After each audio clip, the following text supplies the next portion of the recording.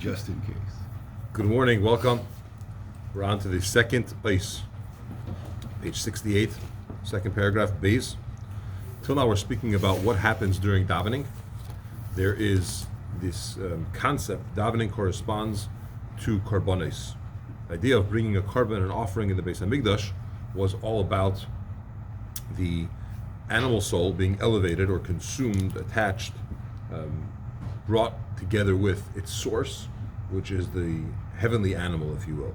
Heavenly animal represents a spiritual energy, a flow of energy, which really starts with angels, or the source of angels' life, but it comes all the way down and it becomes very animalistic to the extent that it has intense drives, fiery drives, passionate drives for things that are not positive.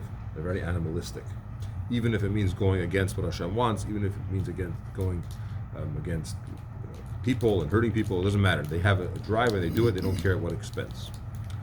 The goal is to have that fire consumed or attached, elevated into its original fire, which is a good thing.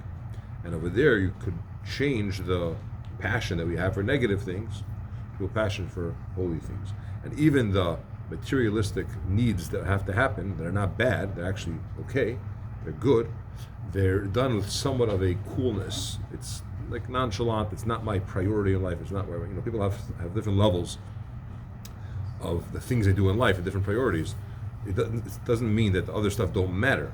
They matter, but they're not top on the list. I do them, I get it over with, and I move on. That's our attitude, that's what our attitude should be for things that are material and physical in nature. The exception, of course, is if it's part of a mitzvah, serving a mitzvah, preparation for a mitzvah, a means for a mitzvah. In all those cases, you could have passion if you're permeated with this idea that it's really a mitzvah. Now, the process was you put the animal on the mizbeach, and from there a fire came down. And he's going to explore a little bit more, deeper, what does this mean?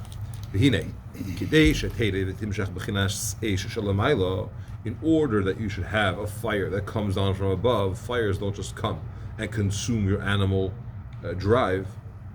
There's a mitzvah lahavi min hahedyet. The individual has to go on his own. The small one, which means the human, the person in this world, has to go and bring an animal to the mizbeach. The fire doesn't just come to you. Meaning, an awakening from below. And this is an extremely fundamental concept in Chassidus in general, and Alter Rebbe speaks about this a lot, that things don't happen automatically. In Kedusha, things require effort.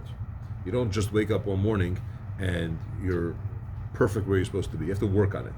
Yes, there are inspirations that come, but they're designed to give us a little bit of a push, a little bit of a boost, an inspiration to help us. But it's not going to take care of it. We have to do it on our own, meaning we have to put our best foot forward. And that's the idea of Yisroel de Lasata, an awakening from below. We take our efforts and we do our best. What does it mean? Yisroel de Lasata, an awakening from below. We put something on the mizbeach first. We tried to sacrifice our internal animal, so to speak, and not give into it. Through the process in the morning of contemplation, when a person reflects on where my neshama comes from. I want to clarify that before you do this exercise, if you will, is not only are we not there, in a sense we don't even care for it. In other words, spiritual sensitivity and inspiration is something which requires effort. And if you're saying that you don't feel it on your own, then how are you even going to try to do it? So that's the step one, is to want to and to try to put an effort. That's why it's so valuable. And at times, as I mentioned, the Eibishter will send an awakening from above to inspire the person, to trigger him. Let's go, let's do something. That will wear off. It's a question of time. Because it was only there to get us going. If we get going, then it could be lasting. So what is it that we have to do? What's our offering? What's our awakening from below? To contemplate, reflect, meditate on the source of where it was chiseled out of, the neshama, visharsha, and the root of the neshama, which is b'merkava ha'olyena. In this case, we're talking about the animal soul, and we're thinking about the fact that our soul comes from the supernal chariot, the heavenly chariot, which should be mena nilkach hakoyach hamisava, which from there comes the ability or the drive to have desire. Okay, strong desire, sometimes even translated as lust. But the taiva is something that a person really wants. That comes from a kavah hol yeno shebenaf shebahamis kanal. When a person realizes that this, it's a spiritual thing, it's an animal soul, but it's a soul that I have within myself, has a strong passion for certain things that are not appropriate, I have to think about the fact, where does it come from? It doesn't come from a bad place. It was a long journey and things happened along the way, but it comes from the Merkava al Yena. Ech sheheim betelim, v'chinas Merkava, v'kisei, l'gabed mos adam shal kisei.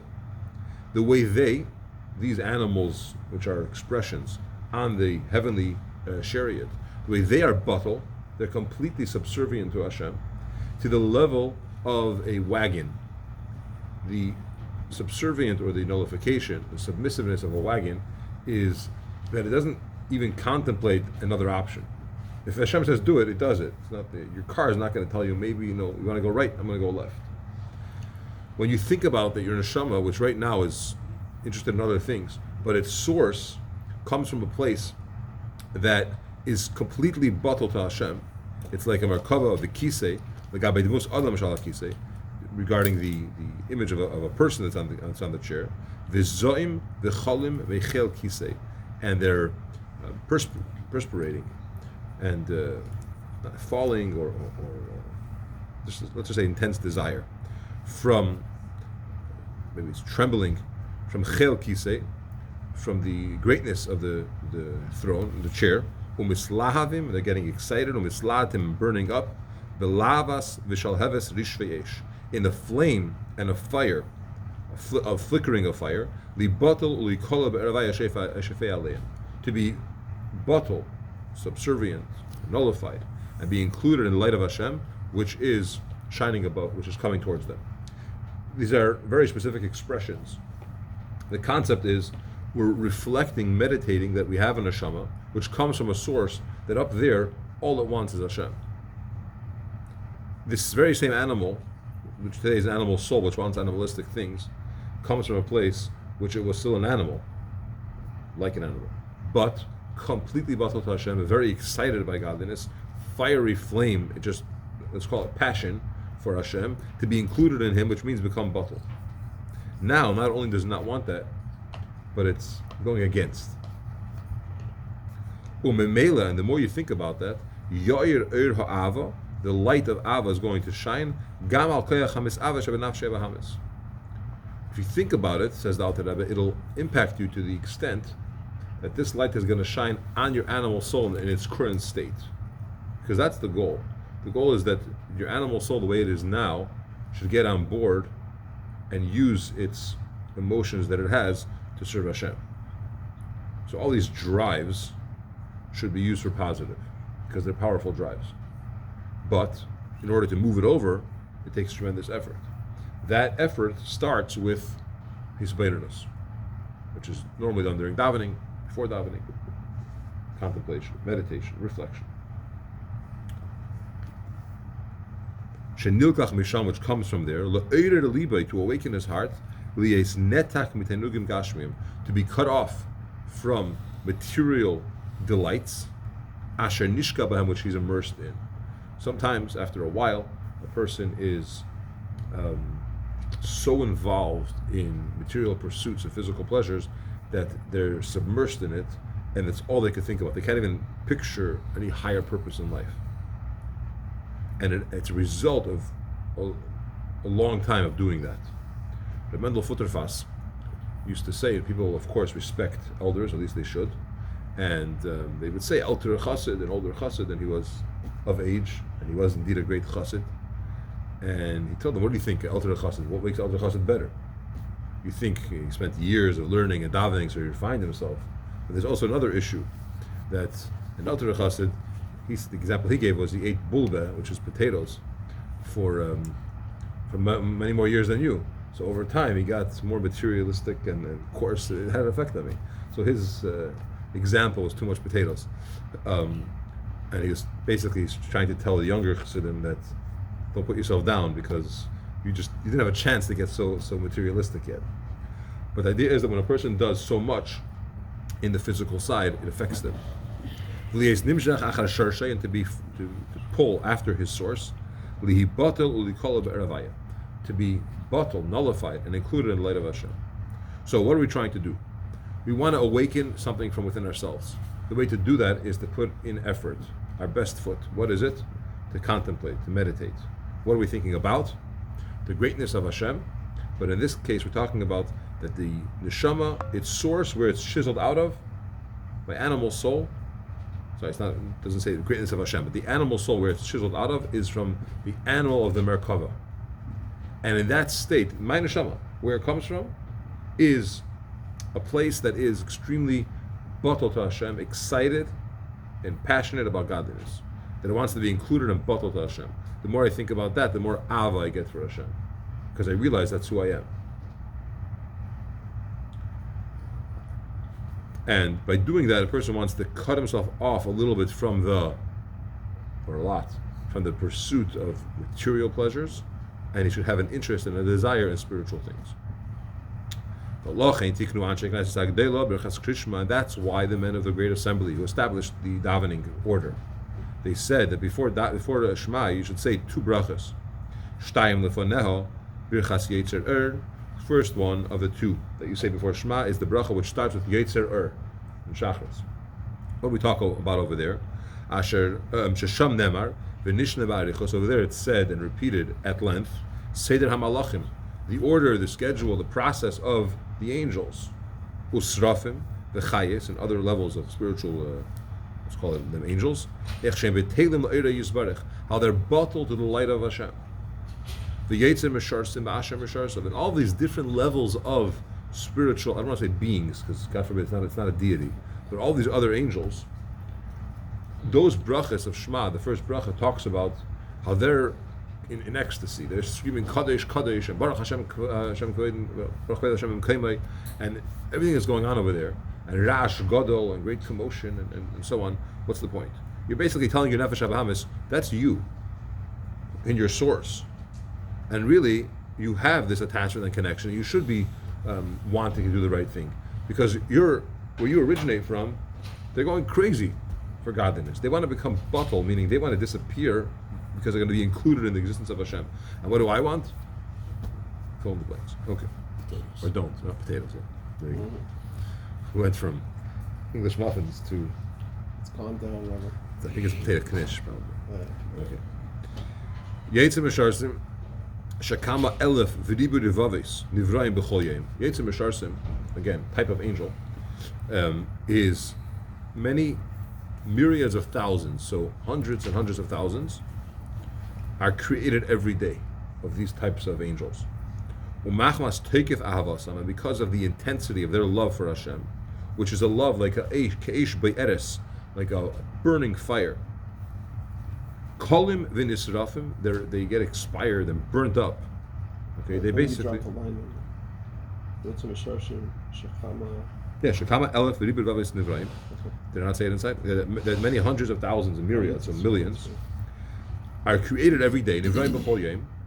Umachmas teikef ahavasam, and because of the intensity of their love for Hashem, which is a love keish be'eres, like a burning fire. The thing about fire is that when it gets close to the bigger fire, it gets consumed within that fire, and you can't find that original flame anymore. It's bottle. That's what happens to these Yetzer Mesharsim.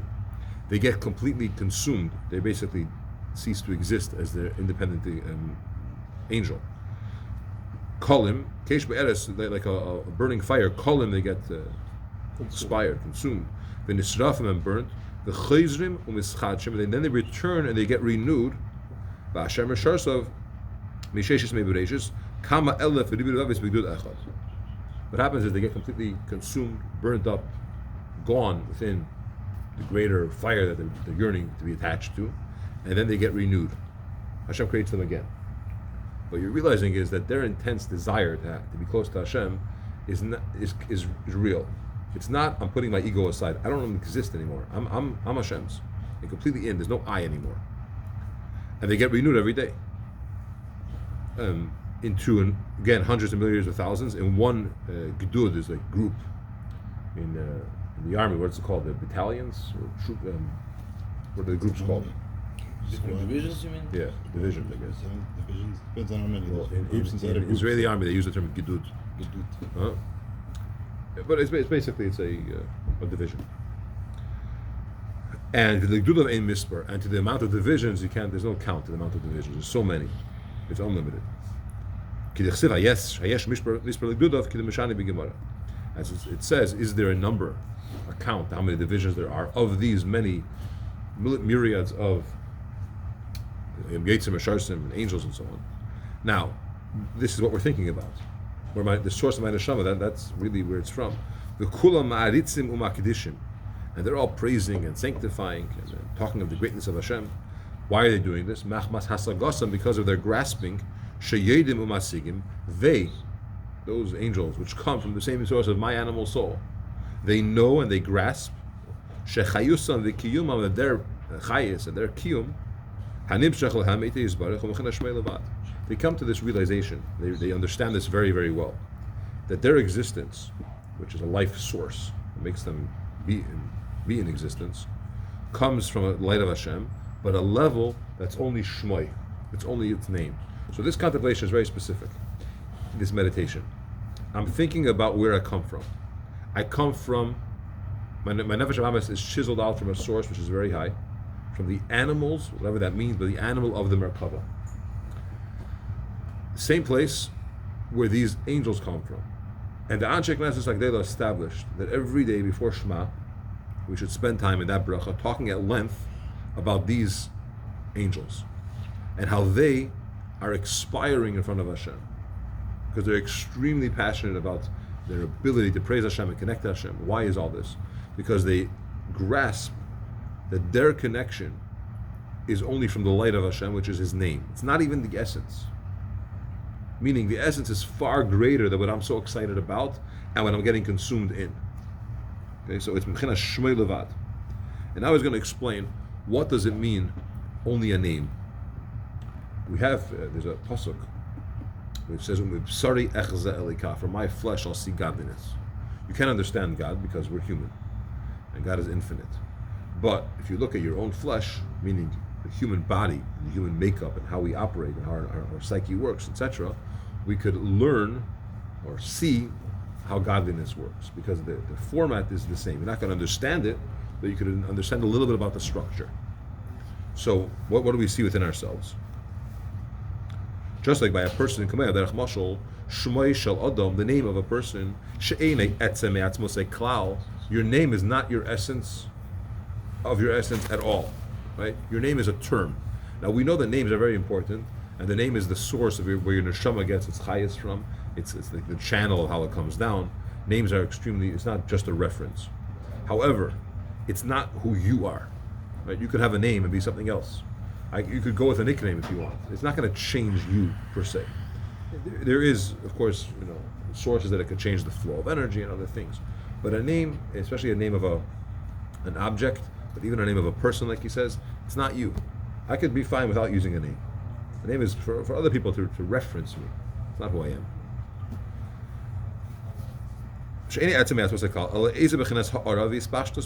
It's a shine, some kind of extension from the person. I need some way that other people could refer to me, because I don't like psst. That I don't appreciate that. So so we need names, but it's not who I am. It's a reference how to refer to the person. And it's called the light of the infinite Hashem. Kilaymar, meaning this level of godliness, which the angels appreciate, they understand that they come from there. It's ha'ara mimenu bilvad. All it is a shine. It's not him. Ke'er v'ziv, like a light and a shine, and mispashit ben hashemesh. Why do angels go crazy? And they're expiring out of ecstasy in Hashem, they're being included in Hashem's fire and so on. Why? Because they realize that where they come from, their source, which is amazing, it's very spiritual, godly, it's only the name of Hashem. It's not the essence, which means there's something far greater. And that's what they're looking for. I thought the angels went crazy because they chose the wrong psychoanalyst. I thought when they go crazy, they come down here. We finally talked about going crazy in a good way.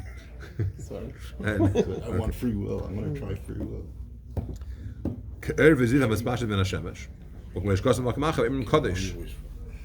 and they say holy. Now, what does the word holy mean in Hebrew? Separate. Yeah, very good. Separate. Kilemar, shu muvdal mehem is separate from them. What are they screaming Kaddish, Kaddish? They just realized, or they're expressing their realization, that the essence is removed from them. But all they're connecting with now is the light and the shine. And they're shouting Kaddish, Kaddish, meaning separate, separate. Kilemar shu muvdal mehem. Beinim islabesh b'mechenas gilui. He's not enclothing himself in them in a revealed way. It's going through this level, through that level. Basically realize how much greater there is and how the essence is the real deal. Now, a little bit, it could sound like, who cares? Like, what do I do with this information? Right? But at the same time, we're saying that Anshe Knesset HaGedolah, the men of the Great Assembly, they put this in davening on a daily basis, because if you think about that, that's how you trigger your Nefesh HaBahamis to know, I'm not bad. I come from a very good place. But what happened to me? And I know doing it on my own, right? That's just the path, how it came down. But it has so much potential, and it has such a source, which is, look at these angels. They're going, intensely, let's just say, they're going crazy for the greatness of Hashem. And it's only a light and a shine of Hashem. My Nefesh HaBahamis could be transferred over to the proper way of behaving.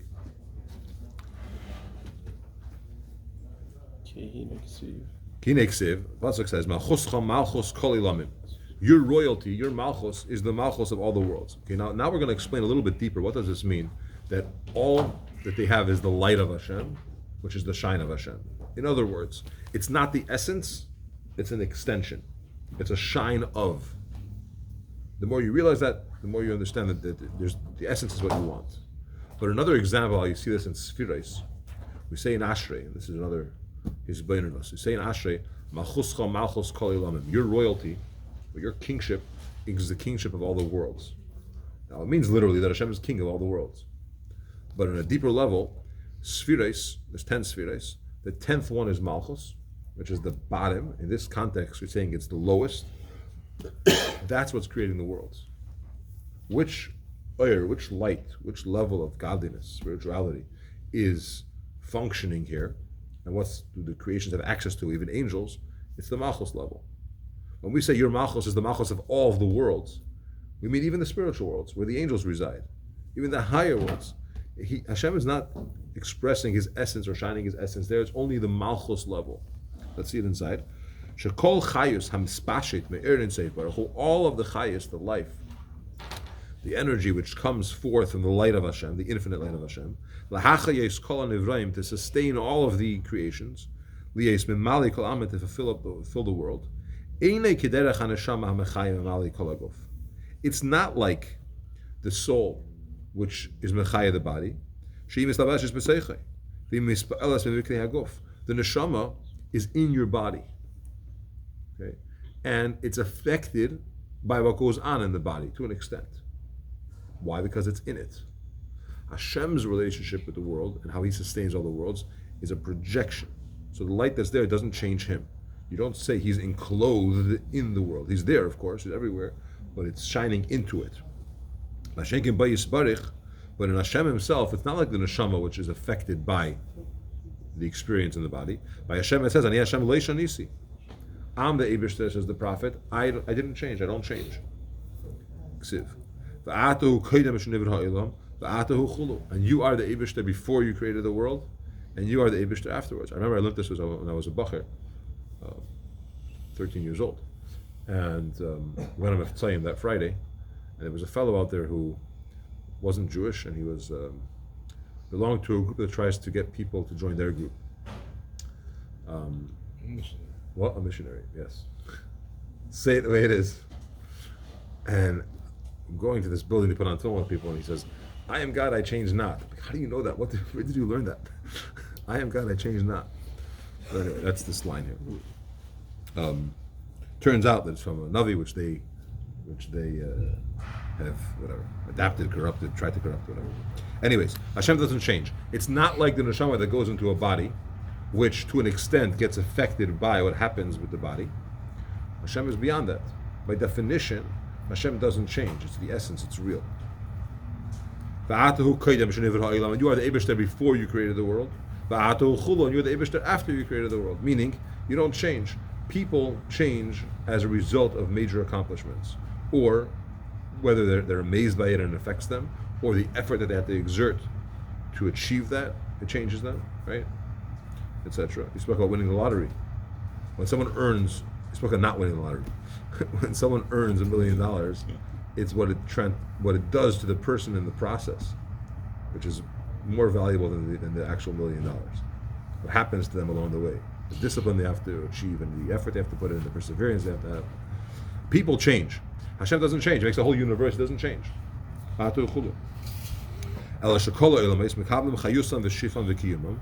of the worlds, they receive their chayis, their shefa, and their existence, their flow and their existence.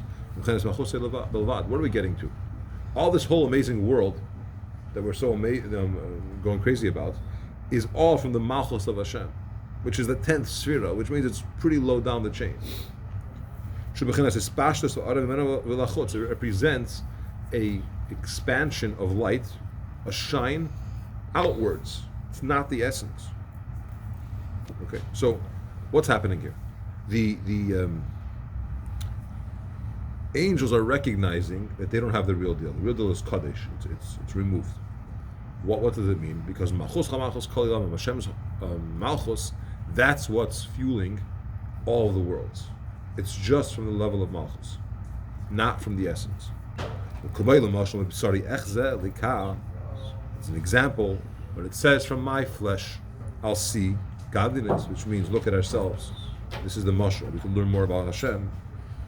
This is also fits in learn about yourself more, and that'll help. Shagam ba'adam atachtein, also in the lower person, the human. Your seichel and your midas, meaning your intellect or the capacity of intellect, and your character, to drive behind the character, that's your essence. That's who you are. It's a very interesting concept. Your seichel and midas are you. Okay, your hisnasos, your exaltedness. Let's say you're trying to be a leader or a king or whatever. It's an action. It's an activity. It's not who you are. Your mind and your character. That's you. Okay. Hisnasos, in the case of someone who wants to be king or whatever, it's not who they are. Maybe an internal drive, but it's not them. It's an activity or a display that they're putting up. So this again. Seichel amidas him atzmos mohosei. Seichel amidas they're their atzmos and mohos. Obechenes hisnasos shaboy, the hisnasos that's within him. Ene elamenu velachutz, that's only from with him and inside, and outside. Meaning the hisnasos capability that I have to rise up and be in charge of somebody or something or whatever, or act as king. It's an external behavior. It may be powerful, but it's not my essence. It doesn't affect his essence. All he's trying to do is be above someone else. It's another level within the person. He's using the malchus that this person has. Okay, so he says, look at your own life. You have parts of you that's you. Then you have, if you're muscling someone around, it's not you. It's a behavior that you're doing, probably a bad behavior, but it's a behavior that you're doing. It's not your essence. In a similar manner, the malchus of Hashem, it's only a shine and a ray from Hashem to the creations. It's not his essence. And this is what we're trying to get at, to drive into ourselves that whatever we do have access to, and what we're appreciating so much and being amazed by it, it's creating emotions and ava for Hashem and yira for Hashem and so on, it's not his essence. It's a shine from him.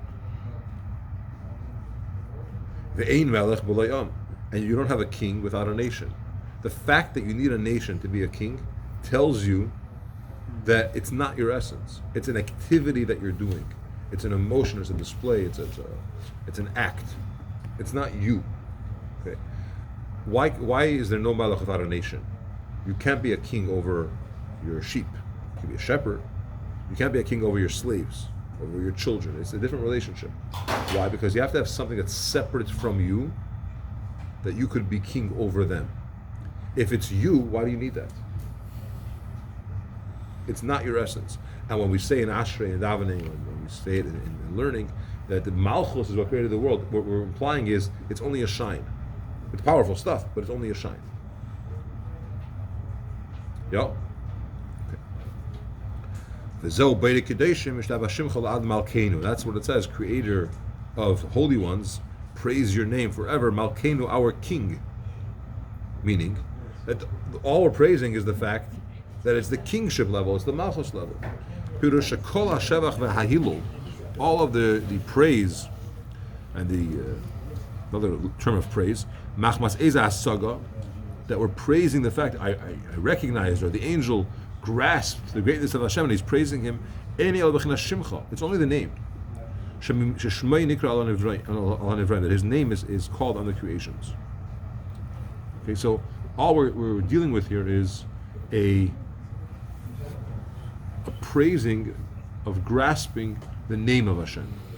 So name, ha'ara, malchus, these are all the same concept. It's not essence. It's a shine. It's like your name. It's not your essence. It's like you're being hisnasos, exalting or acting like a king or whatever. It's not your essence.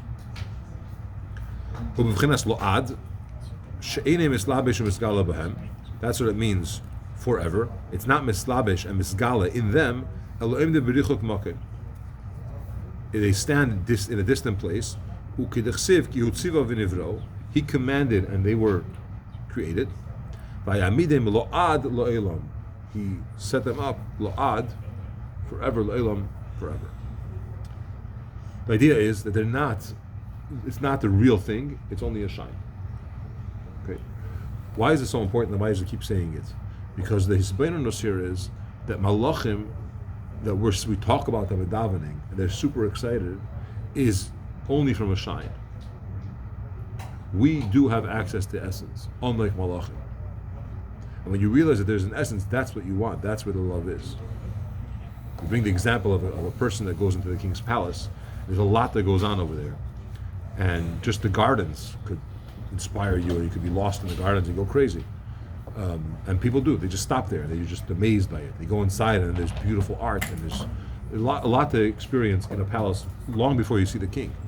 But if you're focused, you don't get caught at the side stuff, or you get caught by it, but you know that this is only a shine. I want the king himself, and that's what you keep going towards. But these angels, they don't have access to that. What Hashem is giving them is a shine, a name, the outside parts, which are powerful. They're not nothing. The whole world is being sustained with that. Higher worlds as well. But it's not essence. He commanded and they were created as if they were created on their own, so to speak. Not on their own, of course, but it's like Hashem commanded, so it went through the flow. Through his command, his chayas, which sustains them from nothing to something, is not mispashet or mislabesh b'seichem v'chinas gilui. It's not revealed. There's this distant almost. Of course, Hashem created it, but it's similar to this. Like He commanded it, and it's going through the flow. Not to be confused that Hashem is distant. He's very involved in the world, and He's creating it every moment. But there's a difference between I'm here creating this with my existence versus I sent out my light and my shine, and it's doing it. He's doing it Himself, but He's using this light and shine. I keep repeating it because we can't chas v'shalom come to a conclusion or a misconception that somehow Hashem is like far away and he set up a good conveyor belt and everything is working. This that it says with the air of His mouth, the spirit of His mouth, all of the hosts. I'll explain. There is a concept where the strength of the poil, the one that's working it, is going and clothing itself in the nifal itself. You're creating something, okay, and your talent, your abilities are in that thing that you created. It's fully there. Your essence is in there. It's not how Hashem chose to create a world. He took a shine and a ray, a name, a malchus level, and that's what he's using to create it. And that's being extremely powerful. You see many psukim and references to this concept of Hashem creating the world only using an extension or a shine of his essence. Keep on repeating it. Yeah, because first of all, a few different examples, and from a few different angles, and the person has to recognize that, because the more, this is the Hisbeinus, the more that we realize that the source of our animal soul is from an animal place, which is where angels are produced from, and they're going crazy for the greatness of Hashem. All they have is the shine. It's the malchus level. Can you imagine if you go up one level, what that does? If you go up 10 levels, what that does? It's the essence of Hashem. Yeah. Another example, it's like the air that comes out of your mouth. Where does the air come from your mouth? It also comes from your essence. It's from within you, right? It's from your heart. It looks like it's a separate thing from you. They're not clothed in them. That's how the energy works in this world. It's only in a level of our king. That his name should be called king over them. And that's what we're asking for. That at least he should be called king over us. He should be praised.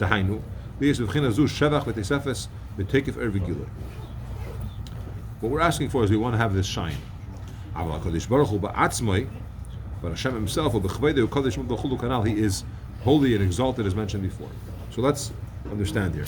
In order for that fire from above to come and consume our animalistic fire, we have to do something.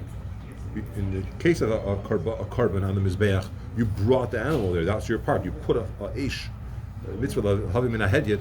The person, you have to light a fire on the Mizbeach, and then a fire will come from above and consume it. What's the fire that we're lighting? It's Hisbeinus. When a person contemplates about the process of angels, that we say in the first bracha of Krishna, and how they're amazed by the greatness of Hashem, we're contemplating that our neshama comes from the same source that they come from, our animal soul. The godly soul is even higher, but our animal soul comes from there. And there, which is amazing, is only a shine and a ray of Hashem, not the essence. And they still want to be included in that. The more we think about that, the more that we appreciate that there's an essence, and that's what we really want. That develops, that evokes the Abba to that. Ritz Hashem will continue tomorrow. Well, Thanks for joining. Thank you very much.